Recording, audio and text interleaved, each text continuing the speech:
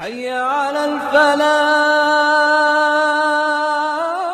بسم الله الرحمن الرحيم. السلام عليكم ورحمة الله تعالى وبركاته. الحمد لله نحمده ونستعينه ونستغفره ونتوب إليه ونعوذ بالله من شرور أنفسنا ومن سيئات أعمالنا. من يهده الله فهو المهتد ومن تجد له وليا مرشدا. أشهد أن لا إله إلا الله وأشهد أن محمدا عبده ورسوله. سبحانك لا علم لنا إلا ما علمتنا إنك أنت العليم الحكيم. رب اشرح لي صدري ويسر لي أمري واحلل عقدة من لساني يفقهوا قولي. أما بعد. Pertama sekali bersyukur kita kepada Allah Subhanahu Wa Taala kerana dengan limpah dan nikmat kurnia-Nya dapat lagi kita bertemu dengan Ramadan pada tahun 2020 dan juga dengan limpah dan nikmat kurnia-Nya dan dengan izin-Nya dapat kita meneruskan kehidupan kita untuk mencari redha-Nya, untuk mencari keampunan-Nya dan dapat juga terus menerus dalam beramal ibadat untuk mengumpul bekalan kita untuk kembali ke hari akhirat kelak. Dan juga salam dan selawat ke atas junjungan besar Nabi Muhammad sallallahu alaihi wasallam, ahli keluarganya, para sahabat. Semoga Allah Subhanahu wa taala merahmati mereka semua dan juga semoga Allah Subhanahu wa taala merahmati kita juga semua. Amin amin amin ya rabbal alamin. Alhamdulillah. Dengan penuh gembiranya ingin saya umumkan, ini adalah episod kosong. Iaitu ini adalah episod pembukaan untuk siri Ramadan 30 hari, 30 episod, satu hari, satu episod yang akan kita membincangkan tentang hadis-hadis yang berlegar-legar dalam kalangan masyarakat. Akan tetapi, adakah ia sahih? Adakah ia boleh dipakai ataupun tidak? Itu akan kita bincangkan dalam siri Ramadan buat pertama kalinya, insya-Allah pada tahun 2020 ini.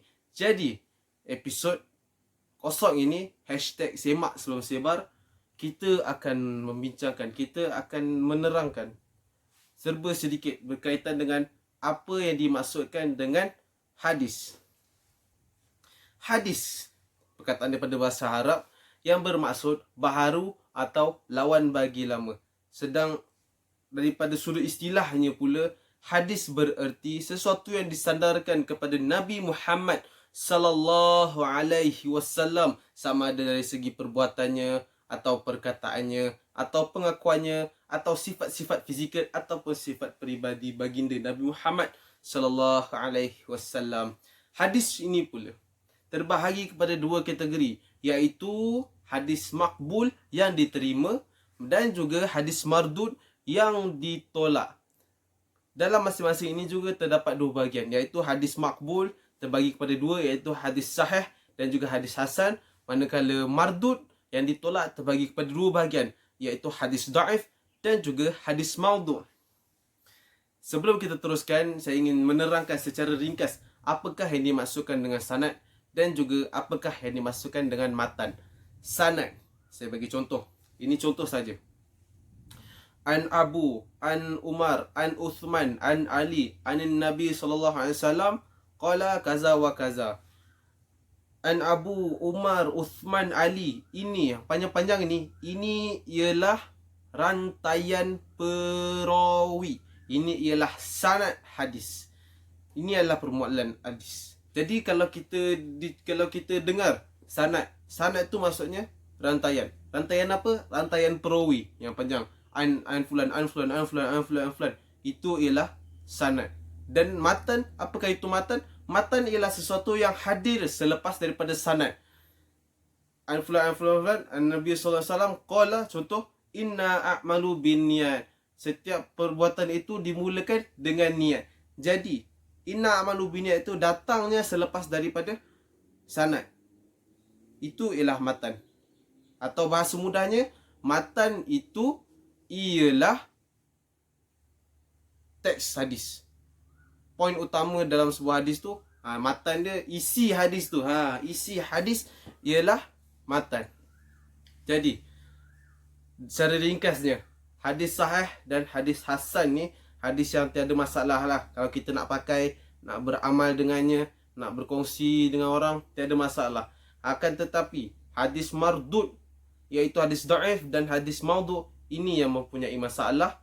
Dan kedua-dua kategori ini hadisnya tidak boleh dipakai. Akan tetapi hadis daif ini ada juga yang boleh dipakai. Akan tetapi ada syarat-syarat yang tertentu dan juga hadis-hadis yang tertentu sahaja yang boleh dipakai daripada hadis dhaif.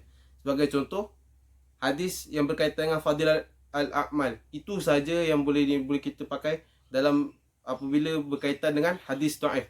Akan tetapi apabila ia masuk dalam bab akidah dan juga bab halal dan haram, ia tidak boleh dipakai. Itu adalah salah satu pendapat ulama yang kita berpegang. Jadi ada juga syarat-syarat tertentu yang telah ditetapkan oleh ulama bagi untuk kita beramal dengan hadis dhaif. Jadi sebelum kita beramal dengan hadis dhaif, satu hadis dhaif yang boleh dipakai, kita perlu menepati setiap syarat tersebut. Akan tetapi jika selepas daripada itu kita bertemu dengan hadis yang sahih, jadi perlu kita tinggalkan hadis dhaif tersebut dan beramal dengan hadis dan berpegang dengan hadis sahih. Okey, kita teruskan pula kepada kategori yang terakhir, iaitu hadis maudhu'. Ini adalah salah satu masalah dalam hadis. Ini adalah seburuk-buruk hadis. Ia bukan hadis sebagai bahasa paling mudahnya. Kenapa hadis maudhu' ini sangat-sangat bahaya?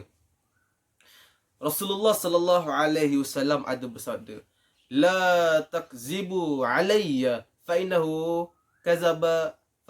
man kazaba alayya falyalijin nar." Riwayat Imam Bukhari dan juga Imam Muslim. Rasulullah sallallahu alaihi wasallam bersabda, "Jangan kamu berdusta ke atas namaku. Siapa yang berdusta ke atas namaku, maka dia akan masuk ke neraka." Hadis ini hadis diriwayat oleh Imam Bukhari dan Imam Muslim. Jadi kategorinya dibagikan sebagai muttafaqun alaih, disepakati oleh keduanya, iaitu Imam Bukhari dan Imam Muslim. Dia sahih, sangat kuat, sangat kuat.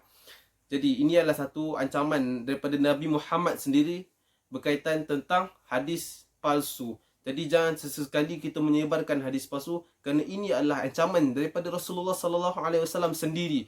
Dan juga hadis maudhu' ini terlalu banyak keburukannya jika kita tidak pelajarinya. Jadi hadis maudhu' ini wujudnya sangat-sangat banyak. Jika kita pelajari sejarah, seorang lelaki yang bernama Abdul Karim bin Abu Al-Auja, beliau pernah berkata, "Sesungguhnya demi Allah, aku telah memasukkan sebanyak 4,000 buah hadis. Di dalamnya, aku menghalalkan apa yang haram dan mengharamkan apa yang halal." Dan kemudian beliau dihukum pancung oleh Muhammad bin Sulaiman bin Ali, Gubernur Basrah, sekitar tahun 160 hingga 173 Hijrah. Alhamdulillah, selesai kita perbincangan yang ringkas berkaitan tentang apa itu hadis.